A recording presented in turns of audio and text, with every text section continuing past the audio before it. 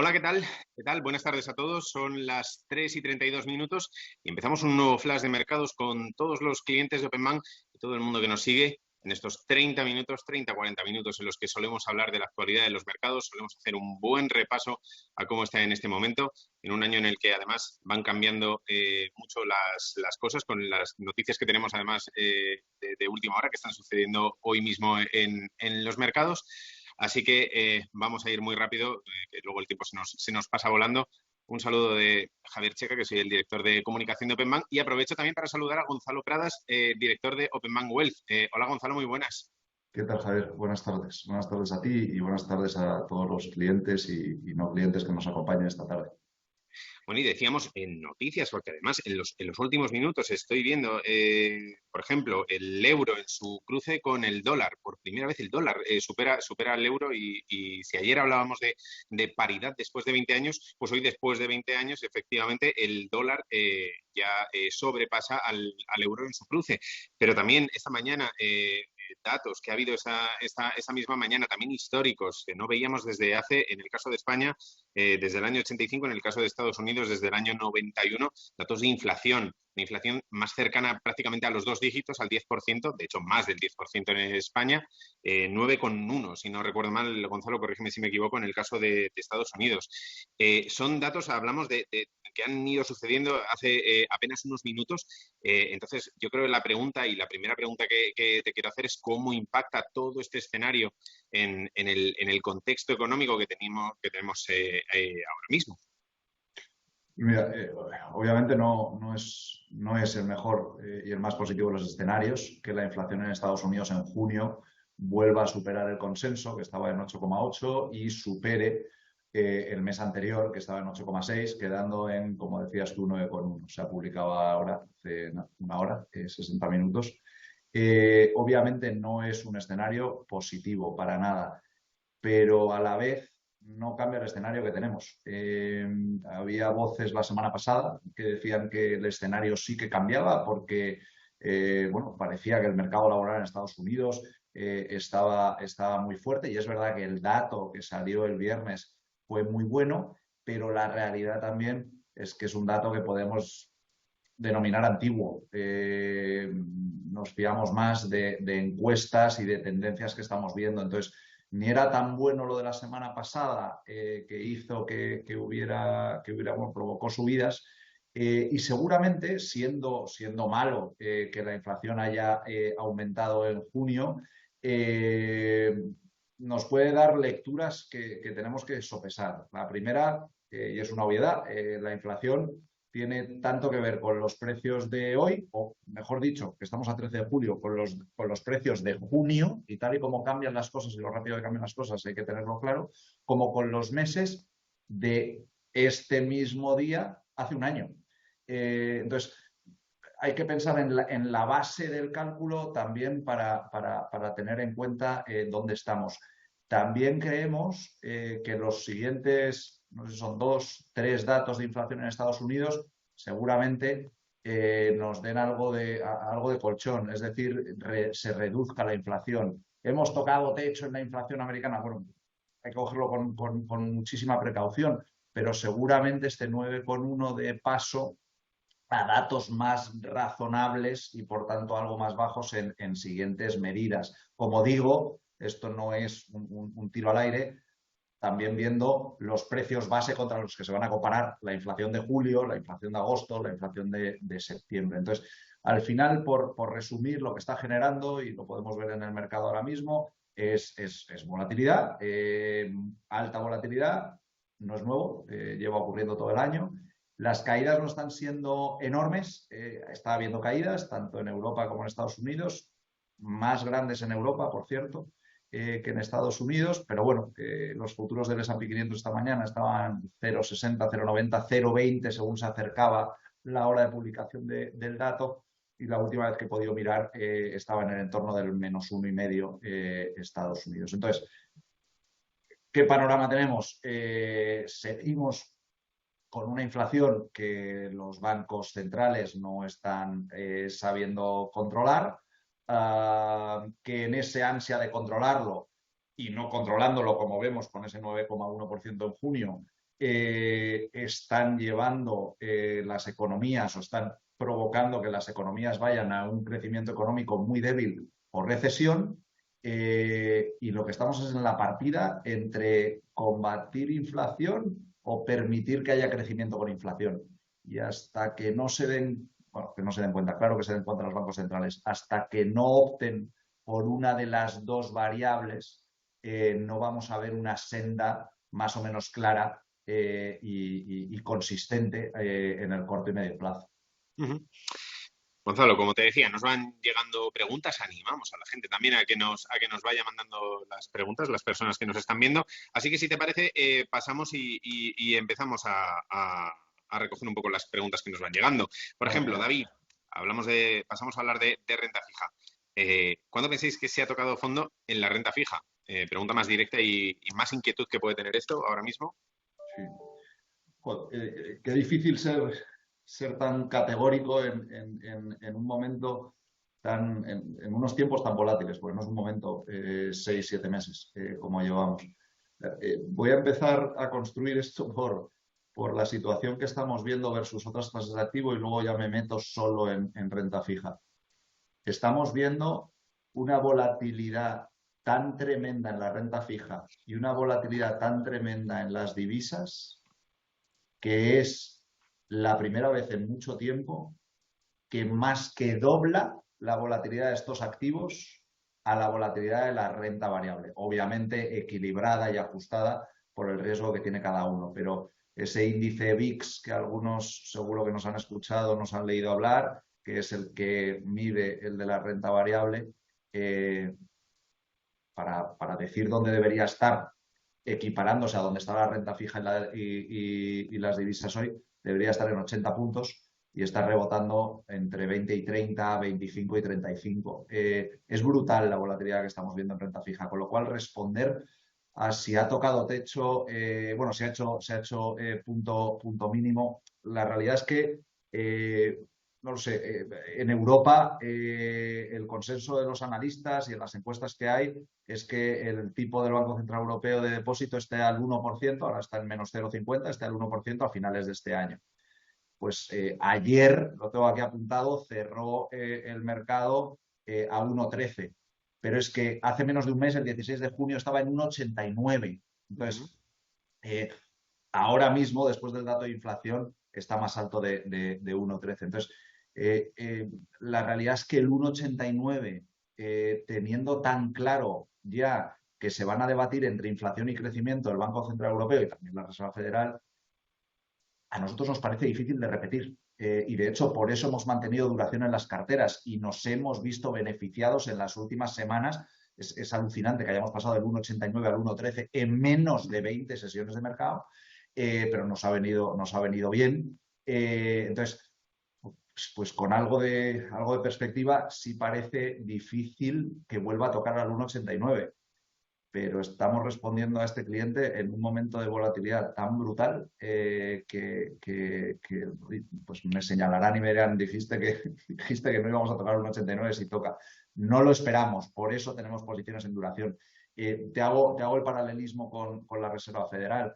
Si los analistas ahora en la última encuesta hablan de 2,50-2,75% de los tipos oficiales de la Reserva Federal para cierre de año, ayer cerraba en 2,97, pero es que el 14 de junio estaba en 3,49. Entonces, 3,49, hombre, pues el gap es menor, ¿no? En Estados Unidos y la volatilidad está siendo mayor en Estados Unidos que en Europa. Entonces, ¿podríamos llegar a 3,49? Nosotros esperamos que no, porque además es irracional. Es que no esperamos. De hecho, creemos que lo que piensan los analistas de 2,50 o 2,75 sea un poquito exagerado. Por mucho. Por tanto, no sé, me sale responder hoy, a 13 de julio, que sí, en un corto plazo hemos podido ver lo peor de los tipos de interés de gobierno. Pues enlazamos, si quieres, esta pregunta y esta respuesta que le estabas dando a Asier, que nos mandó una pregunta relacionada. Nos habla en concreto de las carteras Shanghai y Taipei, de las pérdidas que está teniendo a causa de la renta fija, y nos cuenta, bueno, teniendo en cuenta también un poco las subidas que han anunciado Banco Central Europeo y Reserva Federal, ¿qué suelo podemos estimar para estas pérdidas en porcentaje, si es que podemos estimarlo, y si se van a recuperar estas caídas y qué horizonte temporal estamos estimando? Pues mira, a ver, Bueno, y perdón, y manda una tercera pregunta, aunque si quieres luego la contestamos también. Sí, sí, podría ser conveniente también salir de posiciones de renta fija. Por hacerte las tres preguntas concretas: suelo, vale. posible recuperación y si mirar otras alternativas.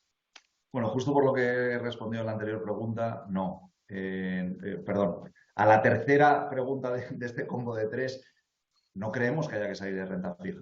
De hecho, donde más positivos estamos ahora mismo es en que vemos valor en la renta fija, tanto por duración, esto es, tipos de interés de gobierno, lo que he respondido en la pregunta anterior, como también por bonos corporativos de alta calidad. Donde estamos más preocupados es en renta variable. Por tanto, la pregunta casi para ser una respuesta afirmativa sería si tendríamos que reducir renta variable. Pues seguramente con lo que he dicho antes de volatilidad también, sí.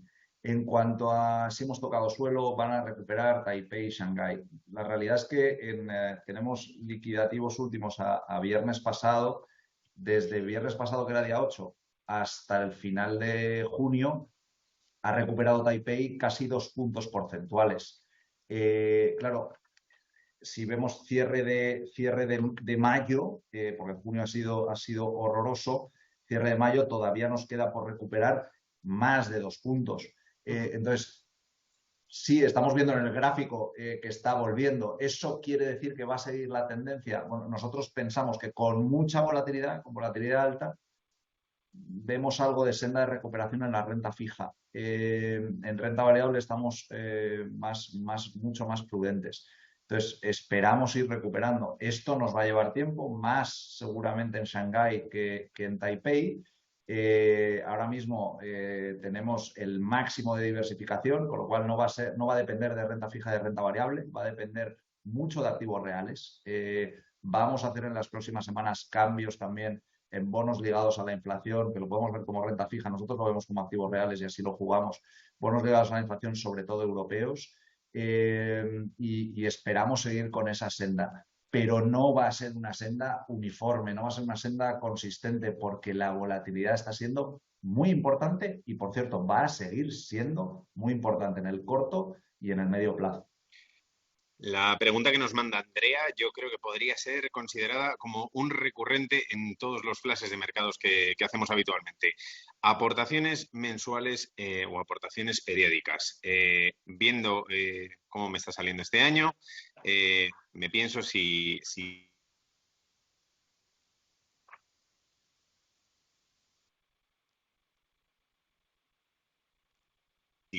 paralizarlo y si dejar de hacerlas. ¿Qué me aconsejas?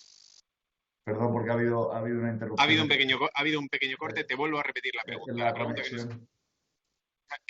que nos manda en ese caso Andrea es si le compensa y si le conviene dejar de hacer aportaciones periódicas a sus distintas carteras en las que está invirtiendo. ¿Qué le aconsejas?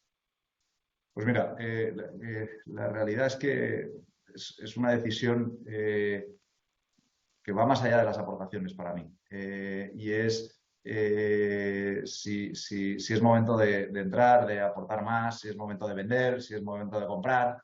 Yo creo que no es la primera vez, y gracias porque estamos compartiendo un gráfico que habíamos preparado por si volvían a salir preguntas de este tipo sobre las aportaciones periódicas.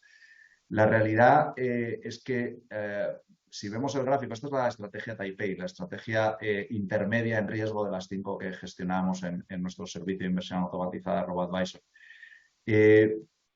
Si en diciembre de 2018 nos hubiéramos hecho esa pregunta, a lo mejor en vez de dejar de aportar hubiéramos vendido y nos hubiéramos perdido esas subidas. Lo mismo hubiera pasado en mayo, junio de 2019 y no sé, así incluso en los mínimos de COVID y nos hubiéramos perdido esa subida luego a finales del 2020, más adelante en la subida hacia 2022. También hubiéramos vendido, por ejemplo, ahí, como estamos señalando, en mayo. La realidad es que vender por psicología suele ser en el peor momento. Nunca vendemos, como vemos en el punto de febrero de 2020, nunca pensemos en vender en el momento de más arriba. Y es normal y psicológicamente tiene todo el sentido. O haber vendido en noviembre, diciembre del año pasado.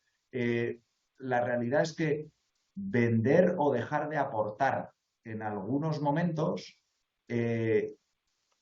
no llego a entender qué sentido tiene si hemos trazado un horizonte temporal y hemos trazado una planificación financiera, porque tenemos mucho que perder y sobre todo el único condicionante, aparte de una logiquísima aversión al riesgo y aversión a las pérdidas, es dejarlo a la suerte de si acierte o no. Entonces, sí hubieras acertado en febrero de 2020, pero aquí tenemos 5 puntos donde seguramente no hubieras acertado y si vamos más en detalle, muchos más, ¿no? Hubiéramos acertado saliendo en diciembre del 21, claro, pero esa bola de cristal para adivinar las caídas y luego la guerra en Ucrania, pues no la teníamos y no la vamos a tener nunca. Entonces, en cuanto a las aportaciones, tenemos una segunda diapositiva donde podemos ver también para la estrategia Taipei qué hubiéramos hecho desde inicio de gestión con 10.000 euros y qué hubiéramos hecho aportando mensualmente 10 euros o aportando mensualmente 50 euros o aportando mensualmente 100 euros. La realidad es que si dejamos de aportar esa rentabilidad, ese efecto del interés compuesto, lo perdemos.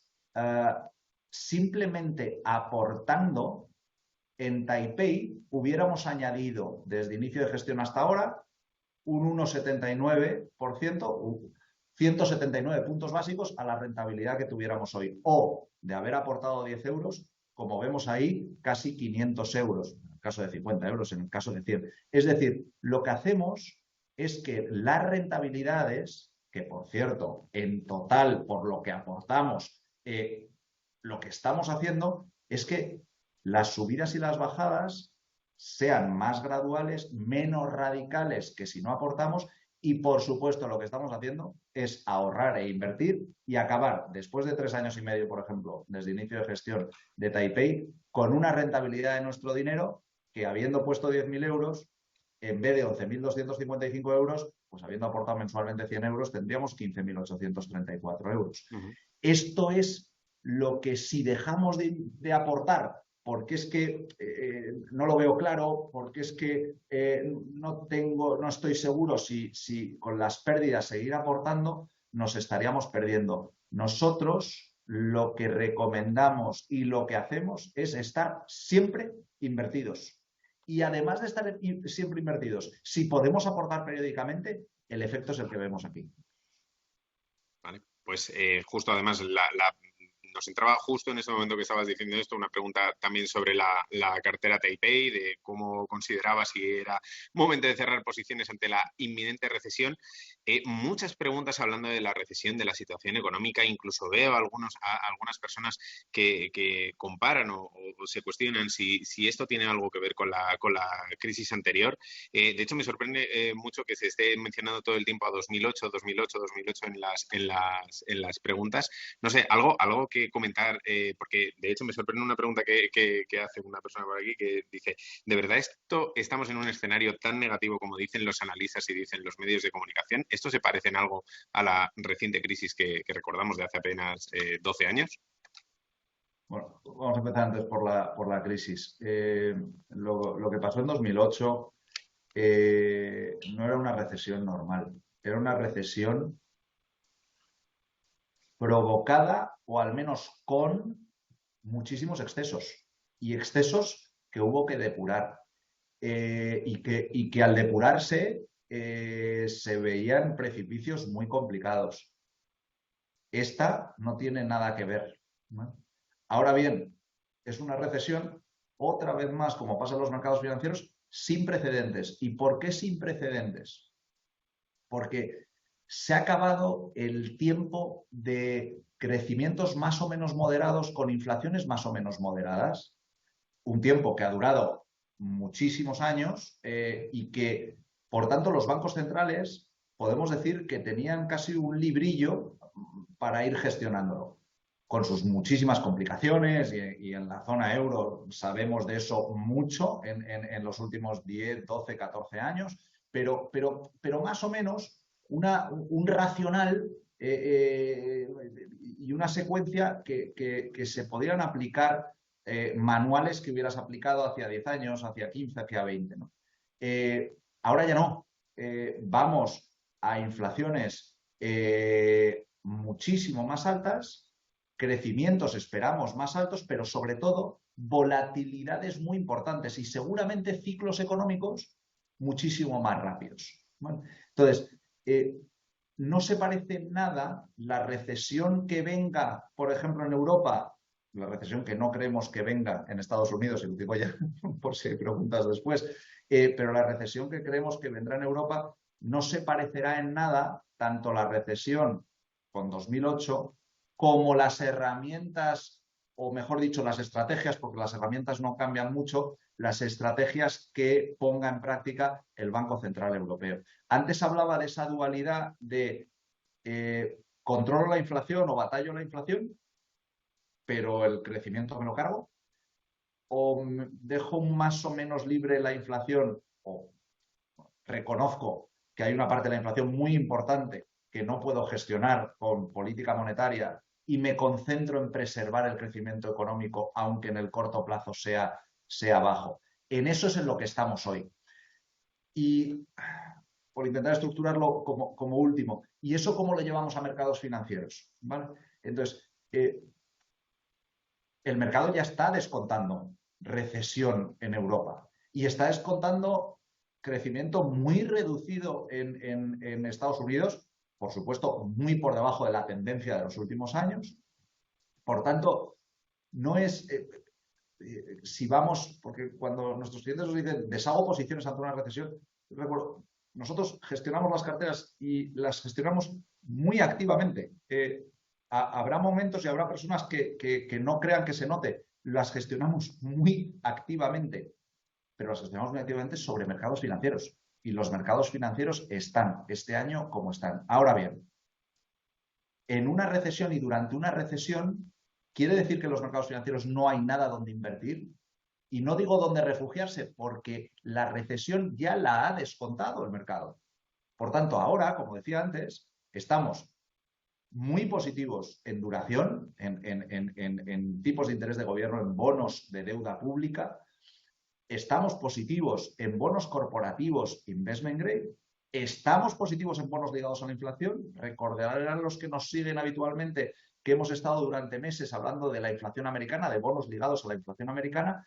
Estamos cambiando y vamos a cambiar en las siguientes semanas, reforzando que ya teníamos bonos ligados a la inflación en Europa. En Europa vamos a sufrir una inflación, sobre todo de energía, mucho más persistente, que se va a quedar durante más tiempo y, por tanto, tiene sentido que hagamos ese cambio.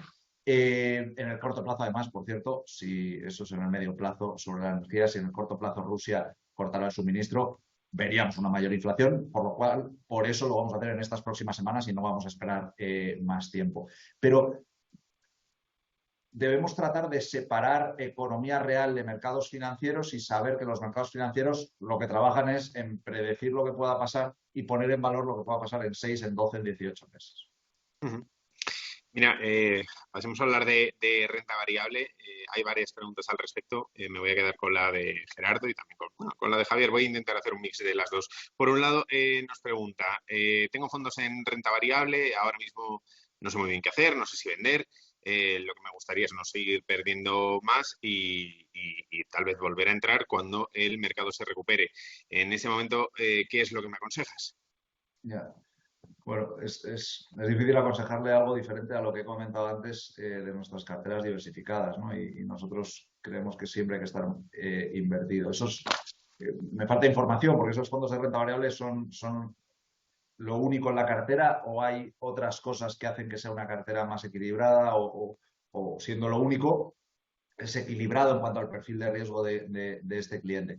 La realidad es que creemos que en el corto plazo vamos a sufrir una volatilidad más alta de la que hemos sufrido en renta variable y normalmente eso nos puede llevar a pérdidas. Pero en el medio y largo plazo somos positivos en la renta variable. Entonces, ¿cuál es el punto, cuál es el momento en el que pasamos del corto plazo al medio plazo y parar la volatilidad no va a parar, pero sí empieza a tener un comportamiento más consistente hacia arriba la renta variable? No lo sabemos. Nosotros lo que le recomendaríamos es buscar lo más parecido a activos reales, es decir, buscar dividendos. Hay sectores o empresas que hacen de su dividendo bandera. En mercados emergentes, por ejemplo, que siempre ha sido una historia de crecimiento, vamos a empezar a buscar dividendos mucho más y vamos a ver cómo la gente busca dividendos, empresas que den dividendos, más que simplemente estar en mercados emergentes porque son mercados de crecimiento.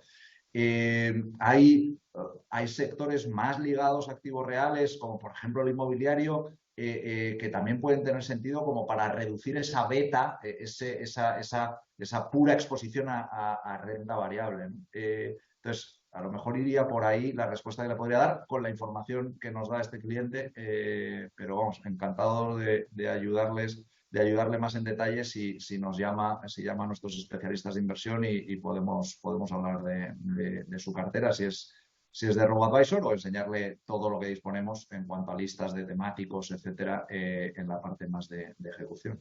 Uh-huh. Ana María nos manda la siguiente pregunta. En estos tiempos tan convulsos, para diversificar, me gustaría saber en qué sectores aconsejaría posicionarse y en qué porcentajes. Le hago saber que estoy jubilada y tengo 63 años. Sectores entiendo que es renta variable, pero yo me va a permitir María que responda hablando de más allá de renta variable. Nosotros confiamos en este momento en una diversificación máxima. En nuestra estrategia más conservadora, por ejemplo, tenemos 23 líneas ahora mismo, que algunos preguntarán si es ineficiente. Para nosotros no lo es, y menos en un mercado así. Entonces, vuelvo a decir que activos reales como bonos ligados a la inflación, tanto estadounidenses como americanos, como estadounidenses, europeos y estadounidenses, perdón, tienen todo el sentido. De verdad que, aunque no lo parezca, bonos de gobiernos, deuda pública europea y estadounidense, tiene sentido. He hablado antes de los tipos de mercado y cómo hemos ganado dinero en las últimas menos de 20 sesiones. Bonos corporativos investment grade. Pero si nos vamos a renta variable en particular, he hablado de inmobiliario, he hablado de dividendos, el sector financiero, y que en este país ayer tuvimos mucho de lo que hablar sobre eso, pues puede tener unas perspectivas mejores que otros, pero todos aquellos que puedan dar a sus accionistas dividendos tienen sentido. Hay otro sector o temática al menos que en el medio plazo, pero también en el corto, si hay sustos con el suministro de energía de Rusia, puede tener sentido en Europa, y es la transición energética. Esto ya no es una historia solamente de sostenibilidad. Tenemos una necesidad muy urgente y muy importante en Europa por hacer una transición hacia otro tipo de energía, o al menos de suministradores. Y esto lo vamos a ver muy rápido. Por tanto, no es ya solo aquellas empresas que ya sean sostenibles, sino también aquellas que, no siéndolo, y a lo mejor absolutamente carbonizadas, etcétera, etcétera, tengan planes creíbles hacia adelante, ¿no? Y luego, bueno, aquellas empresas que ayuden a estas últimas a poder descarbonizarse. Va a ser una historia que creemos que va a tener mucho éxito en relativo contra otros sectores de la renta variable. Hablabas de transición energética, pero también, por ejemplo, materias primas, que también es una pregunta Justo que iba a nos decir, preguntan mucho. Justo iba a decir de materias primas, porque lo que sí me gustaría es cerrar con materias primas, porque igual que tenemos una urgencia muy importante hacia esa transición energética, viene por unos riesgos geopolíticos tan tremendos en las materias primas principales, que es una apuesta, y utilizo esta palabra aposta, y muy interesadamente, muy, muy arriesgada, muy volátil, y estamos viendo bandazos en el precio del petróleo, estamos viendo bandazos en el precio del gas, estamos viendo bandazos en muchas materias primas debido a estos riesgos geopolíticos, con lo cual sería, dentro de una cartera diversificada y a medio plazo tiene mucho sentido. Ojo con intentar hacer apuestas en el corto plazo porque es un mercado muy, muy complicado en este momento. Y una última pregunta para cerrar este bloque más enfocado hacia renta variable. Mercados asiáticos, en concreto renta variable China, que nos pregunta Ismael. Parece que está capeando algo mejor el temporal. ¿Qué opinión? Pues mira, está capeando bastante mejor el temporal, pero en los últimos meses, los últimos pocos meses. La deuda de mercados emergentes sí que después de pasarlo muy mal con la explosión del conflicto, vamos, de la invasión de Rusia en Ucrania, lo pasó muy mal y ha recuperado. A ver, con los movimientos, lo decías tú en la introducción, los movimientos hacia el dólar, con la volatilidad tan persistente y tan alta que estamos viendo y que va a incrementarse en renta variable, tenemos que buscar reducir ese riesgo, pero sin salir de mercados emergentes. Y lo que creemos que tiene sentido es buscar estabilidad, buscar dividendos, buscar no la última maravilla y la última moda, sino empresas que estando en mercados emergentes están localizadas a lo largo del globo y por tanto saben lo que es, por ejemplo, cotizar en varios mercados y si no, aun solo cotizando en China, por ejemplo, o donde fuere de Asia, que estén reportando dividendos a sus accionistas. Empezábamos el Y por flash. cierto, perdón, Javier, que es que y seguimos teniendo apuesta en las carteras, tanto en Asia-Pacífico como en China, como en deuda de mercados emergentes, como en deuda china. ¿Vale? O sea, que esto no solo es por responder la pregunta, sino que además, y desde hace mucho tiempo en el caso de Asia-Pacífico, tenemos posición y posiciones importantes. Perdón. No, te decía, empezábamos el flash hablando de que la paridad euro-dólar ya no era tal, que por primera vez en 20 años el dólar lo superaba.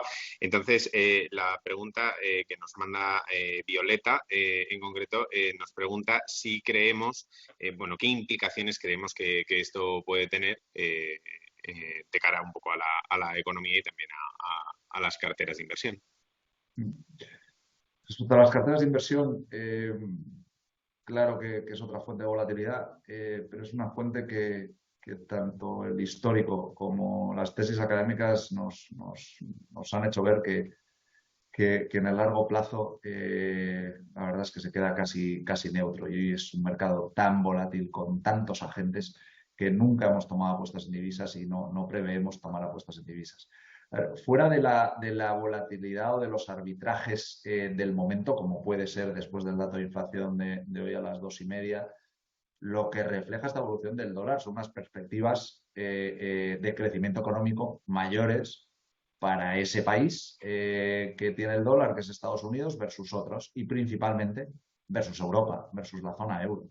Además, claro, hoy el dólar te está pagando mientras el euro te está costando dinero. Digo en cuanto a tipo de depósito, entiéndase. Entonces, por un lado, crecimiento económico a medio plazo y por otro, incluso a corto plazo, y por otro, me están pagando por tener dólar, pues ha precipitado esta evolución. Sí es verdad que el Banco Central Europeo, al principio del movimiento, en lo más violento del movimiento, mejor dicho, tuvimos una reunión de urgencia que publicaron, etcétera, etcétera, y parecía que iban a tomar decisiones.